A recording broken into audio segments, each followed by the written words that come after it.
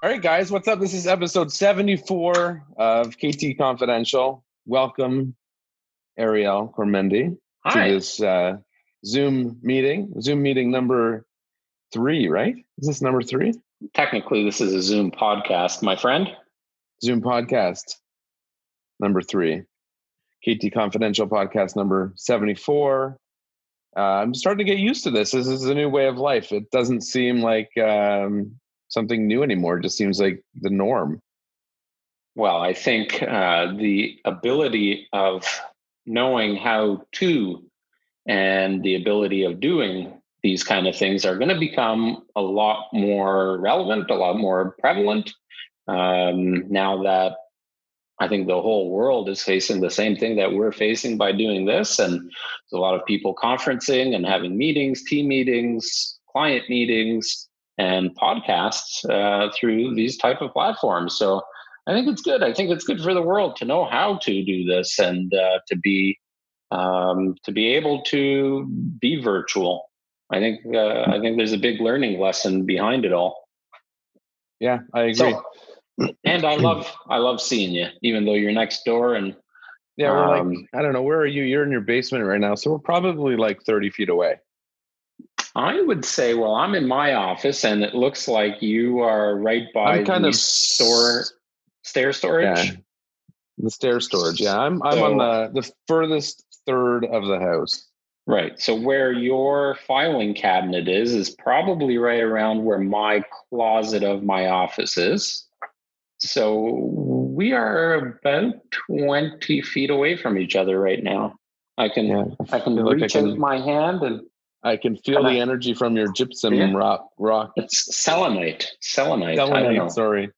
You know, it was given to me as a gift. Talk about female energy. You're full of shit. You've done your nails again. No. In fact, they're just chipping away. I need a manicure. I definitely need a manicure and pedicure.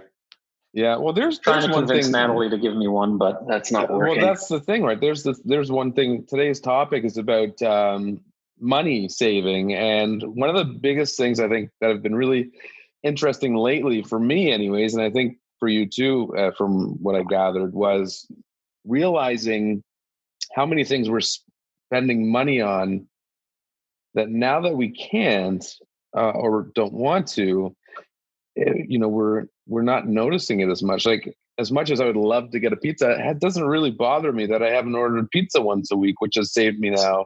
It's not bothering your belly either. No, exactly. It's not, so it saved me over $100 in the last 4 weeks. You spend $25 a week on pizza? Well, I'm just saying, if you order pizza once a week, order out once a week, you're spending $20 to $50 each time, depending on how many people you're at least feeding. Yeah. So among many other things. So like you were just saying about manicures. So you're obviously not going to the local spa to get a pedicure, manicure. And, I'm trimming my own beard and shaving my head. I always shave my head. I can tell you, my barber is going to be broke because he's going to miss my $18 a month. Yeah.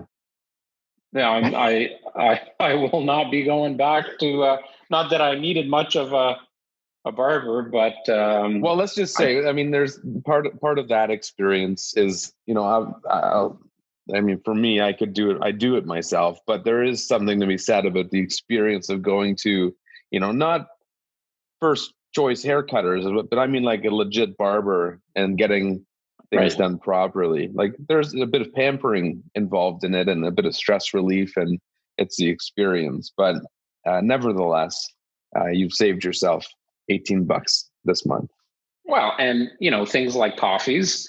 I mean, I was never one to really go out and go to Tim Hortons or Starbucks. I mean, on occasion, but we have people on our team, as an example, that at least 3, 4, 5 times a week they're at Starbucks. Right? They're spending that $4 or $5 on a coffee. Over the year, that adds up. So my point before we started rolling with this podcast to you earlier today was, this is a time really that people now can look back over the last 30, 60, 90 days and see where they were spending money and where they're not now, because you're confined to your home. So you're not in the car, you're not driving around, you're not going to the malls, you're not going shopping, you're not at work, and you didn't bring a lunch, so you're not going out for lunch and this and that. So have a look at your statements, go onto your online banking and just look at where all of your credits and debits were over that period of time.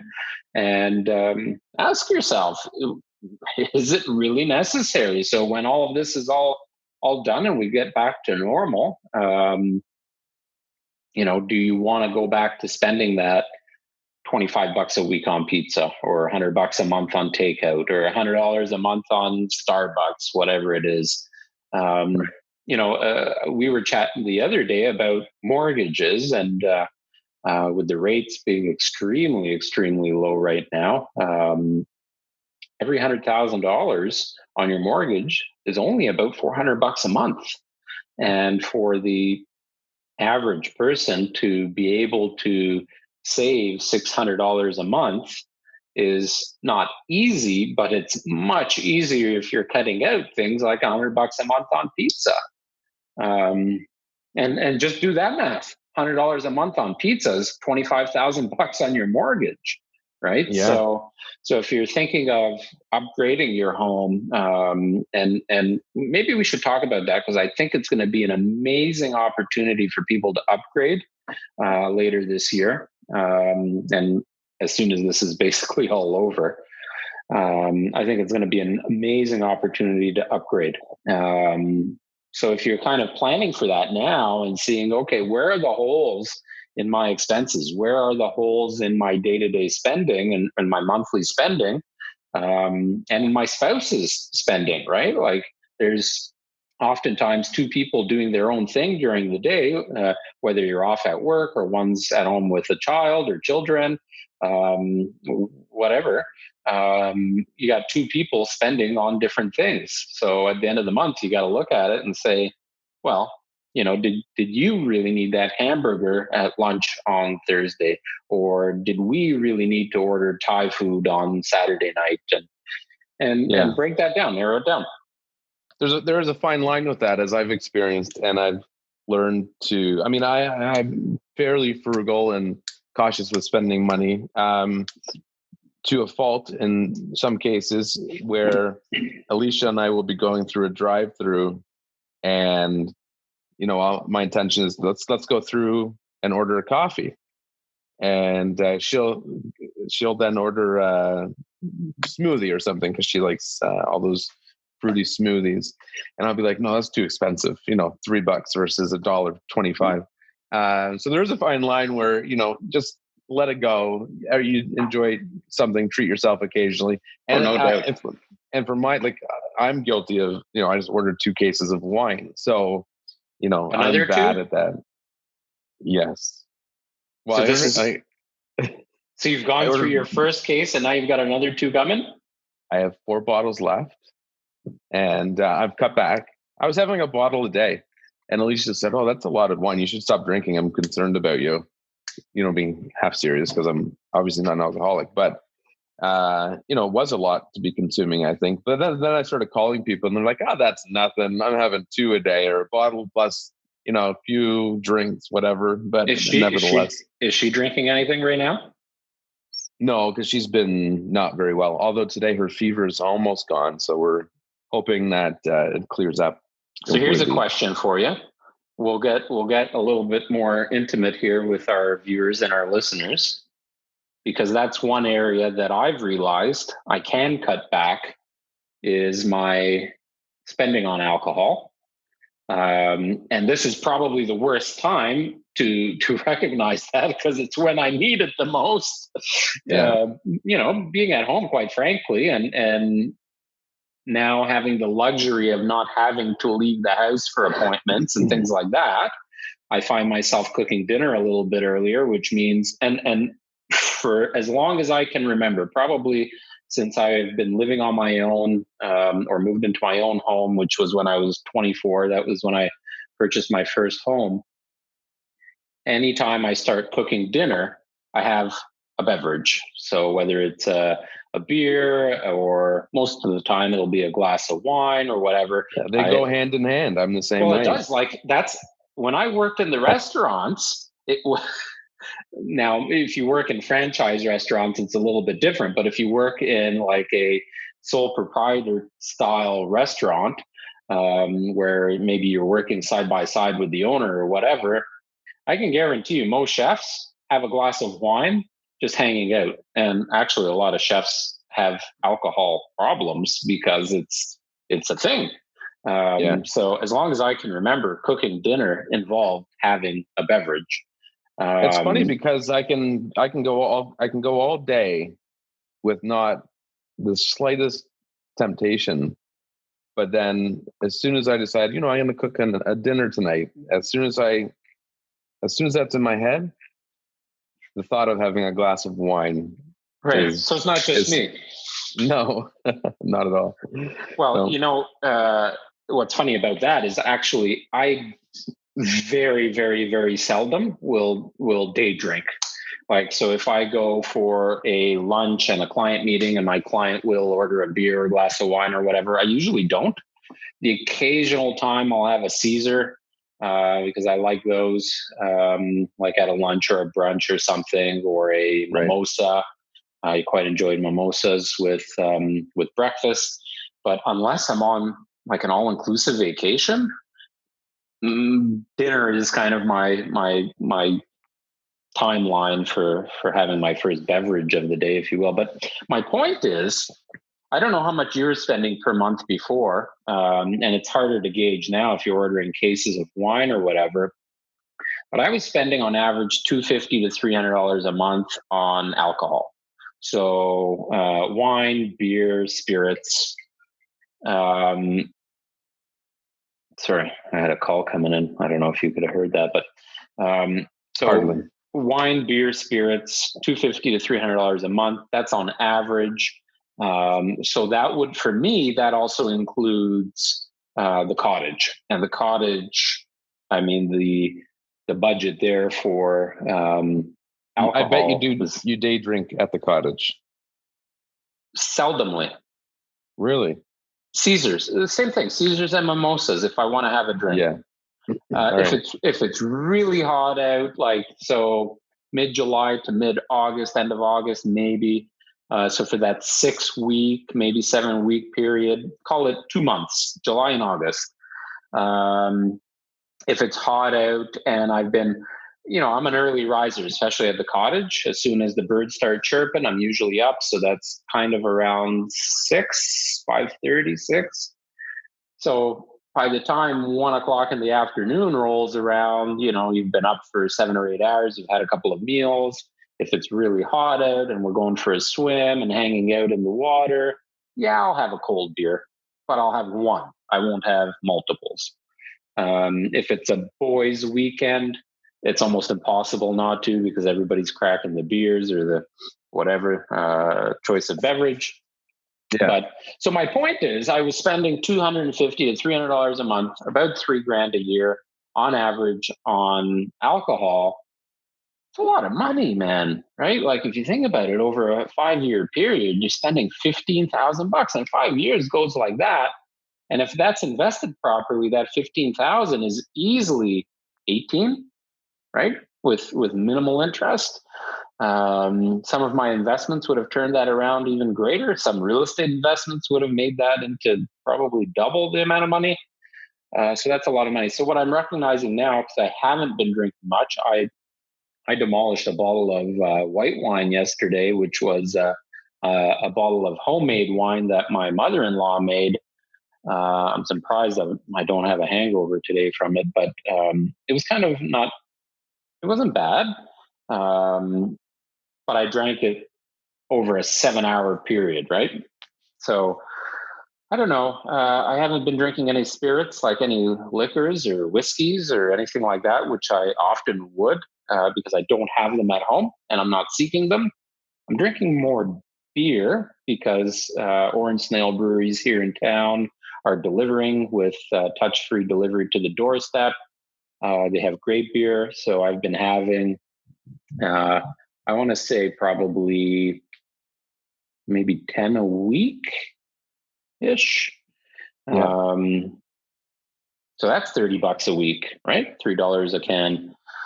So you got to watch it. You got to understand where your money's going and ask, is it necessary? What kind of wine did you order? 2 cases, man. That's a lot of money. What did you order? Yeah. One, I ordered the same Rioja that I had. I was enjoying it. I couldn't tell you what it is off the top of my head. And another case of Barolo. So I'll just keep those on hand.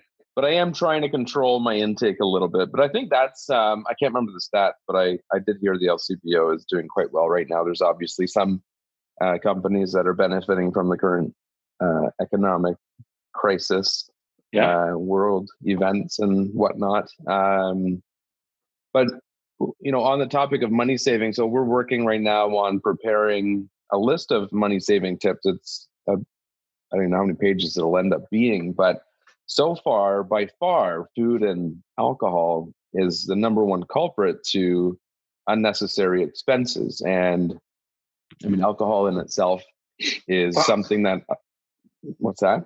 Go ahead. Sure. Well, I was going to say alcohol in itself is very expensive, but where it becomes even more expensive and sometimes ludicrous, like very expensive, 3, 4, 5 times unnecessarily spending money is eating out. Yeah. I don't know if you can still hear me, but my phone's ringing. I'm going to turn my cellular off. One thing I've been trying to do is when I go out to eat, I avoid ordering alcohol because it's so expensive. Sometimes a glass of wine will almost cost the same amount treat yourself as a bottle. Yeah. You got to treat yourself sometimes, but you're right. I mean,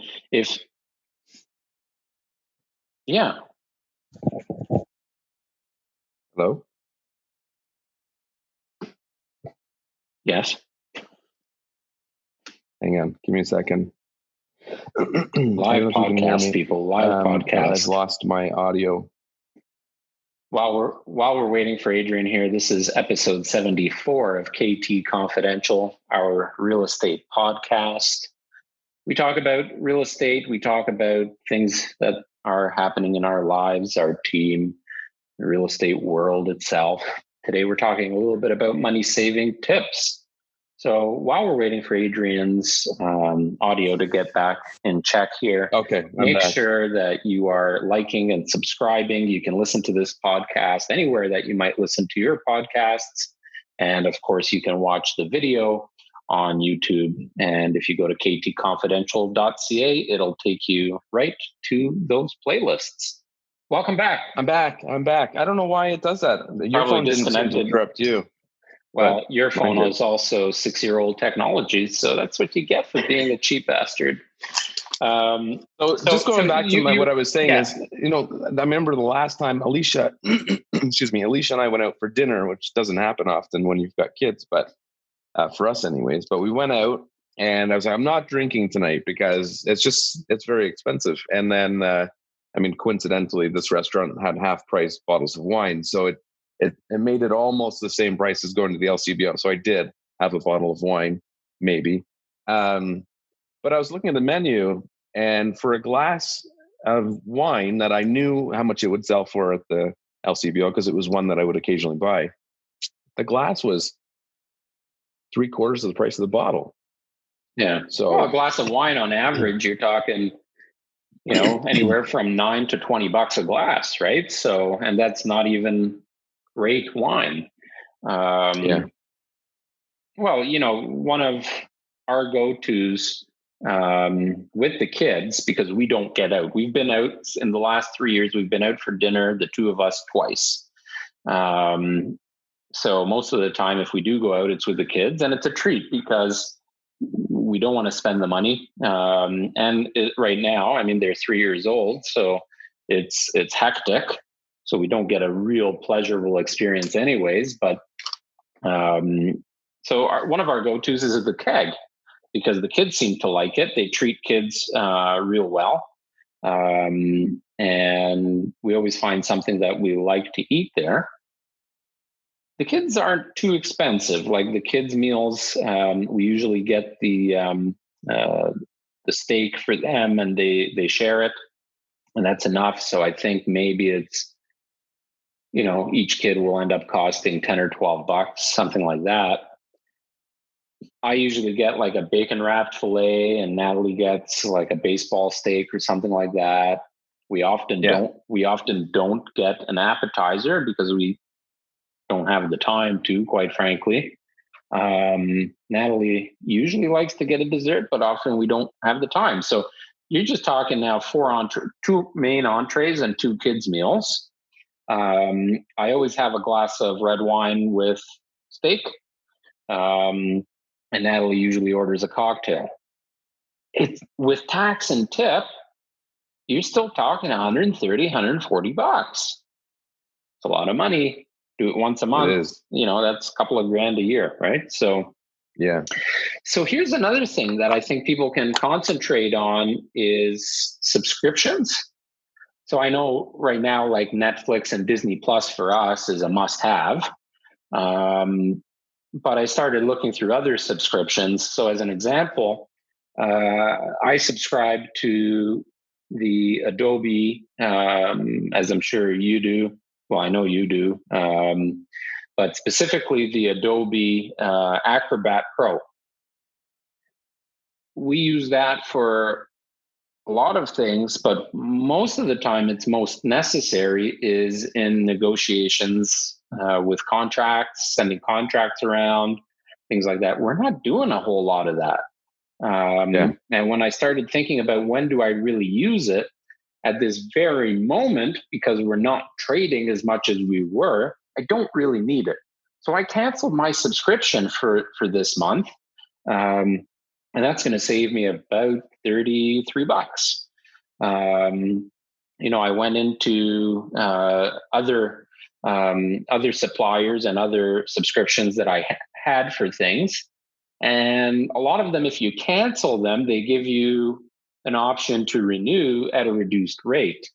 So I was able to do that with a few things. So you really got to look at where your money's going, where it has been going, where it's going right now. Is there anything that you can cut back? This is the best time to do it. And you've got the time. You got the time to sit down for a couple of hours in a day and have a look at that. I think one really good resource that probably not enough people take advantage of is libraries. I don't know how, I don't know to what extent and what services our local ones provide, but a good friend of mine, he uses his local library for virtually everything. I mean, I'm from, he reads a lot. So obviously books, if it's a book he doesn't want to buy and he just wants to sign it out, he'll do that. But subscriptions to newspapers, he'll log on to his library account. They have like an online setup, and he can access multiple worldly newspapers that people are paying subscriptions for. Yeah. And he can do that on his tablet. He sits down every morning, signs on to the library, opens up the Globe and Mail and reads it there on his thing without paying for a subscription. Right. Obviously he doesn't have children. No, he does not. Renting movies. You can go into the library, sign out movies, among other things. So I think the local libraries are a really great resource, even just for entertaining kids. Obviously with all that's going on right now, it's not you're not going to the library, but perhaps listeners, maybe their local libraries have online services that they could benefit from also. Yeah. So the point here is I want to get just quickly chatting. So we're talking money saving tips, and we're not really diving into it too deeply today. It's more of a general conversation about, having that heart to heart with yourself right now and taking a couple of hours out of your day because you can right now to work on budgets, work on what you can afford, what you should be affording, what you should be budgeting for, and what you should be spending money on. But the point here is going back to real estate is I think in the next 8 to 10 weeks, so kind of June, July, when things probably are going to start going back to normal, I think there are going to be some great opportunities for people with entry-level homes and condos to sell them and upgrade for less than they would have over the last probably couple of years, 3 years. Because I think there's going to be a huge demand for homes in our market that are under $800,000. So townhomes, condos, semi-detached homes, small detached homes. And a lot of those people, clients of mine and people that we talk to, clients of the teams, those are the people that are hoping to upgrade in the future, right? Hoping to get the double car garage or the 4-bedroom home because they have 2 kids or whatever, a bigger backyard, et cetera, a bigger kitchen, open concept, yada, yada. Start now, start saving for it now, right? Like, even if you're on, employment insurance right now, you've been laid off, whatever, just understand that when things do go back to normal and you're at your normal income, or even now, if you've got an extra 10, 20, 50 bucks that you can put aside, start saving now, because that extra $400 to $600 a month might be able to upgrade that home for you. You might be able to get that upgrade for a very affordable cost in the not too distant future. I think the homes priced between $800,000 and $1 million are going to move a little bit slower. The gap between townhomes, single car garage, detached homes, and the larger double car garage homes are going to be in a narrower gap than we've ever seen them. So if you can manage your budget accordingly with the low mortgage rates, you're going to be able to upgrade for less. Yeah, I think I agree. I think first of all, I think it's very important to have a house to come home to that you enjoy. For being able to come home to a house where you can sit down and relax and enjoy the space and you feel good at the end of a long day is really important mentally. To be able to unwind that way, like coming home to a messy house that you hate or whatever, it's not a very healthy thing if you can avoid it within reason. But I'm also a really big advocate of, I think people spend way too much fucking money. And I think people are trying to keep up with the Joneses and people are over leveraged. And I think that this current situation is going to expose those people and make them realize that what they have is more than they can handle. And I think because of that, we're going to see a lot of larger homes go to market, and people are going to downsize because this is exactly. And this is the first time. Did your AirPods die? Yeah, they did. I switched to my. Maybe you should upgrade your technology to the pros. You're so behind. This is the first time we've ever experienced something like this, but it's not the last. And I think I wouldn't be surprised if at some point this almost became an annual thing. Like, the governments are they're going to be quicker to act on situations like this. They're going to shut stuff down, and it's going to happen on a more frequent basis, but for shorter periods of time. But they're going to do it on, they're going to really tighten it up, and they're going to have very strict measures in place to be able to control things quickly. So people, I think, are going to, who might be over leveraged right now or stretching, and they're going to have hard financial hardships right now. I think they will. We're going to see a lot of those people downsize. Listen, at the end of the day, if you can afford that beautiful luxury home or the luxury car or the Gucci shoes or the whatever, if you can afford it and you're happy doing what you're doing and you're happy with your financial situation, then by all fucking means, go and buy that if that's what makes you happy. We both now drive luxury cars.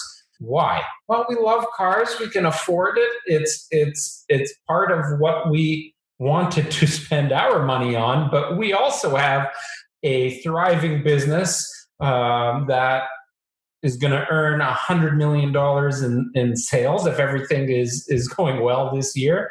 We've got rental properties. We've got things that are keeping us going, and we're happy. We can afford it, so we did it. It also came after both of us were driving the same car for how many years? 8 years? Long time. 7, 8 years. They were paid off, and they just needed to be changed. So, it's not like we've been driving brand new luxury cars every year for the last number of years. No, you take a little bit of a hit, and you take a bite, take it in the ass a little bit, so to speak, to do that. But if you can't afford it, because there are a ton of people right now that are over leveraged, right? They've got debt, they've got credit card debt, they've got line of credit debt. They're overextended. They're putting 5, 10, 15% down on their homes, and they've got a nice home, but they've also got a $600,000 to $800,000 mortgage with $4,000, $5,000 a month payments.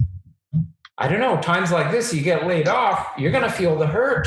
You're going to feel the pain. Yeah. So, well, and that's why I when I get clients who are first-time home buyers, I always really try to stress to them the importance of, you need to make sacrifices. Don't get exactly what you want now. Just buy something. You'll probably be there for 3 to 5 years, and then you can leverage some of that equity and hustle during that time to make some money to get something that you actually enjoy. But especially for some home buyers who don't know the true cost of home ownership, and it's hard to convey it until you actually live it.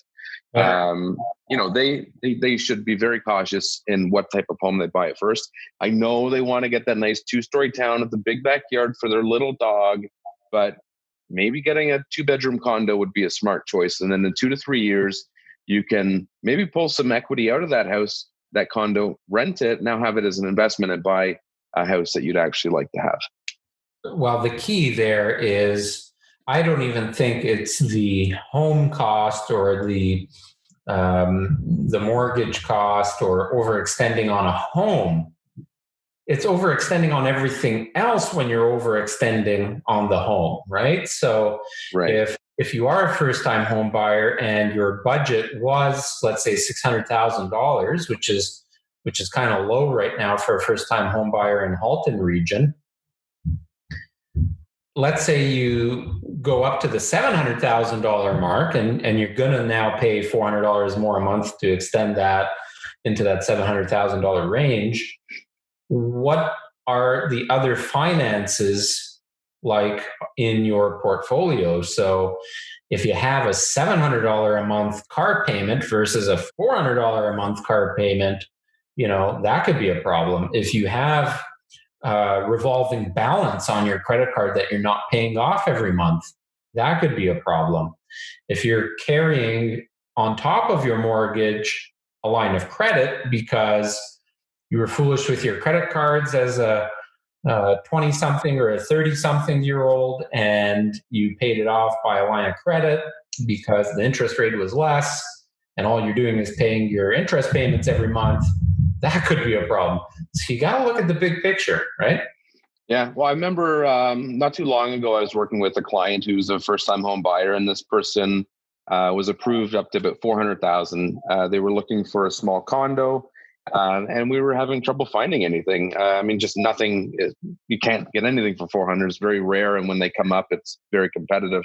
But with this person, they had a $20,000 car loan that if they and they were paying like $400 a month on that loan.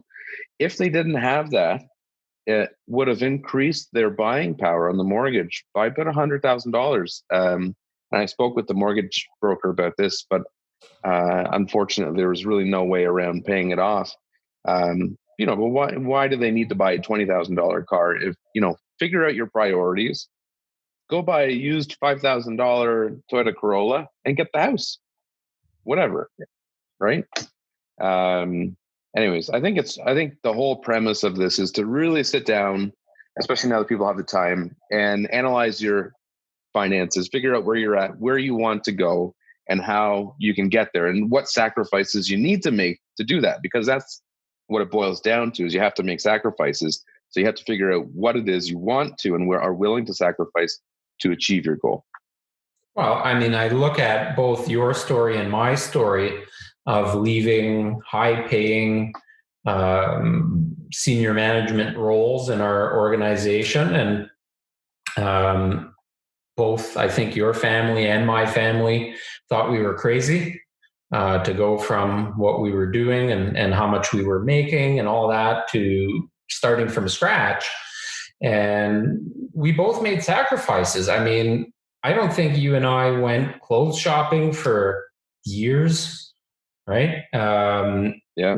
I don't think we went on many vacations. I know we didn't. It's been 7 years for me, even still. Yeah. Well, that's a different story because now you can afford it, but now we can't go. Yeah. Oh, speaking of which, I got my passport in the mail the other day. Did you? Yeah. Did you sanitize it? Yeah.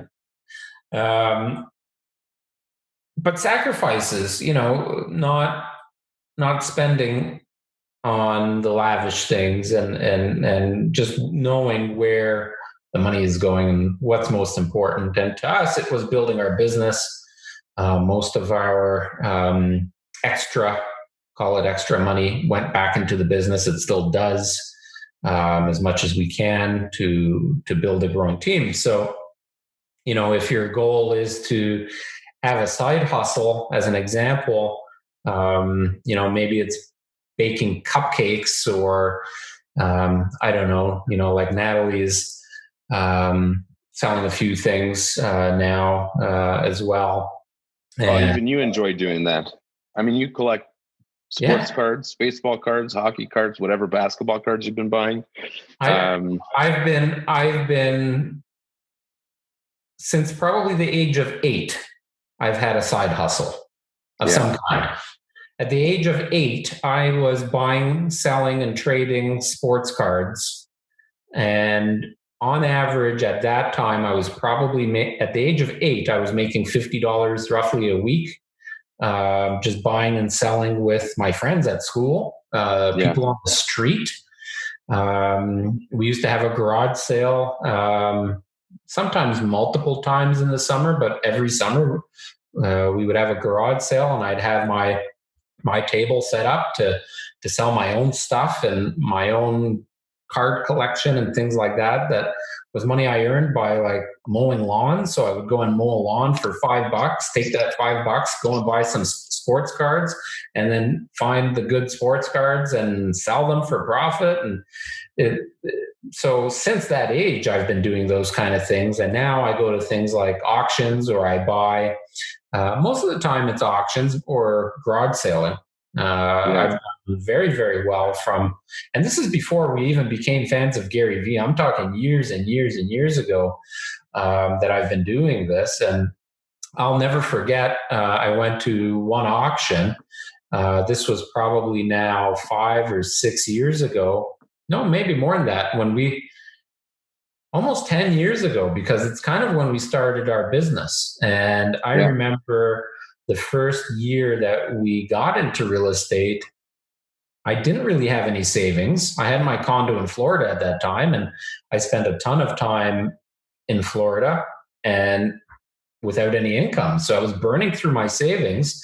So by the time you joined full time, which was about a year later, I had gone through all of my savings, and I was in debt, probably $30,000 to $40,000 on my line of credit, and no income coming in. So I was going to auctions and still had the same house, right? 2,600 square foot home. So there were bills to pay. So I would be going to auctions and flipping things on eBay.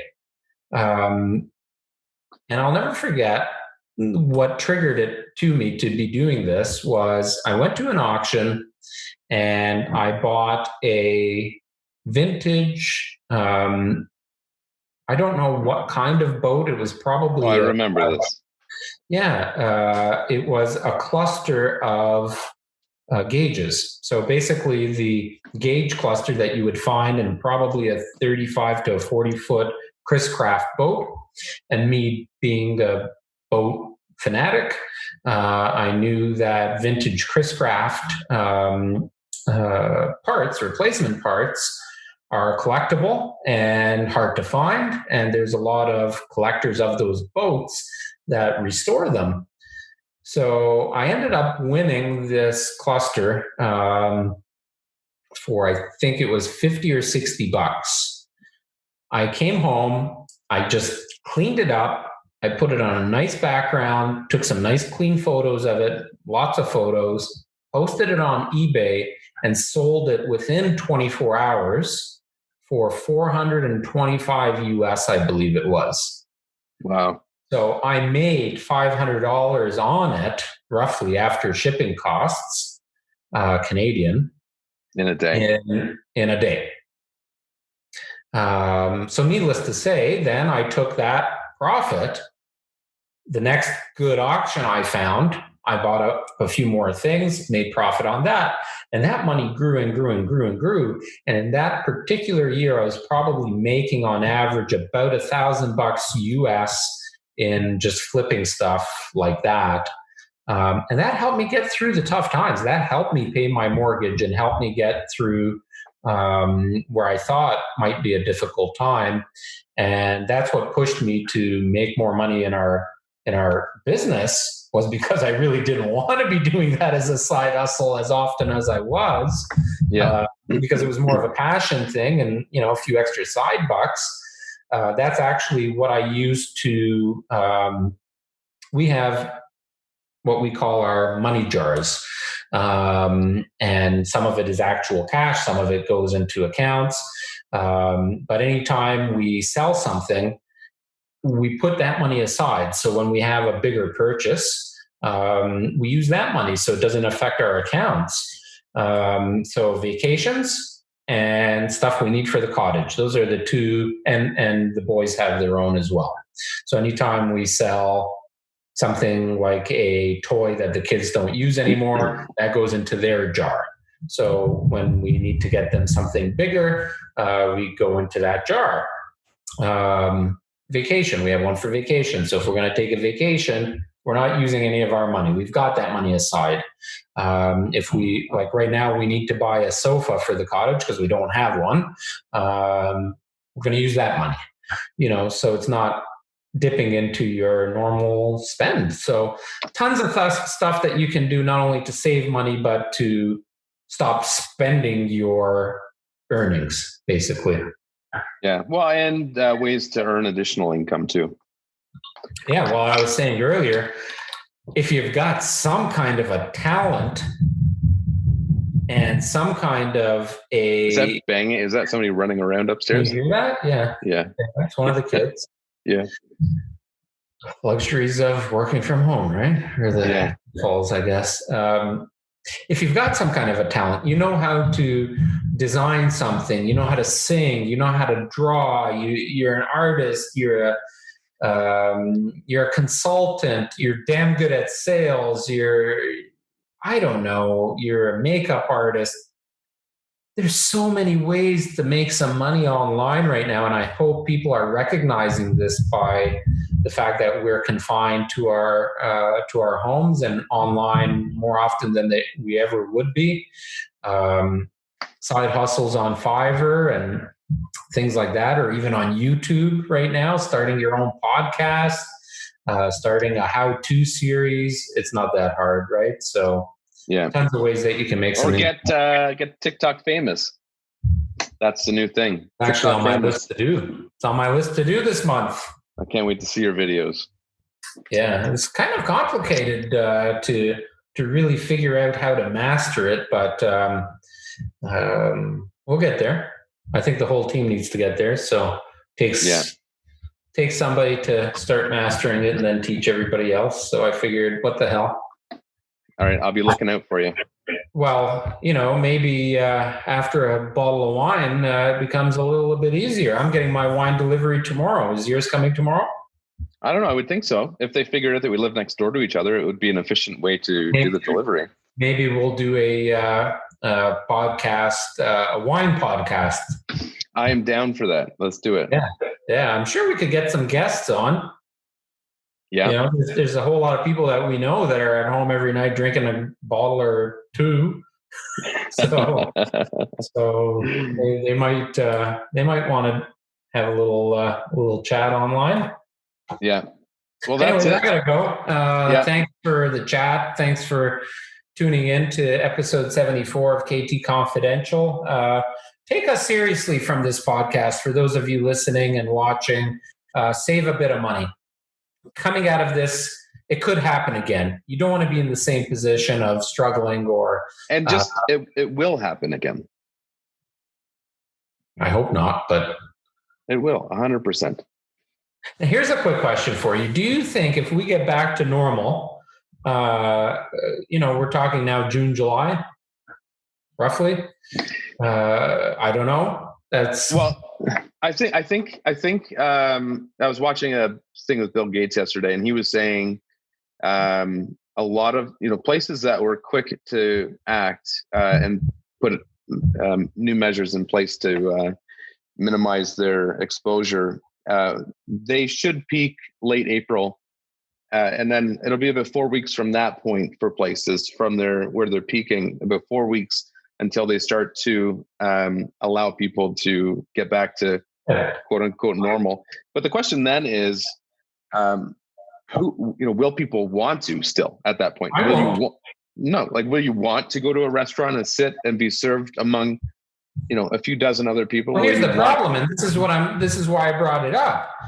As soon as people, government authorities, health authorities, whoever you want to listen to, come out and say, okay, you're free to roam the streets now, and everybody's back to normal,